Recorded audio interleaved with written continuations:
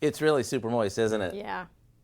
I was going to start off this segment by suggesting that today's recipe for baking cornbread would be ideal for this time of year, since it goes well with a big bowl of chili or a hearty bowl of soup.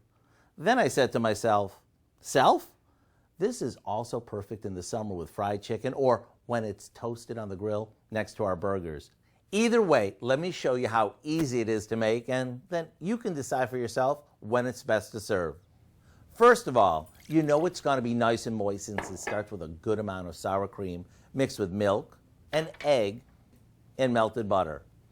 After that's combined, we stir in some yellow cornmeal, flour, sugar, bacon bits, and a few basics. After we give this a mix, we'll pour it into a pan and into the oven it goes. When it passes a toothpick test, it's done. Now it's ready to be slathered with butter, dunked in our chili, or warmed up on the grill. And since it's studded with bacon, you just might make this your new breadbasket staple. To get the recipe for our baking cornbread, all you have to do is check out our website. This is one of those recipes you hang on your fridge. Since you'll be making it all the time.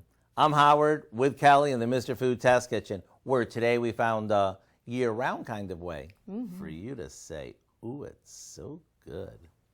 Want it done? And your soup's better too, yeah.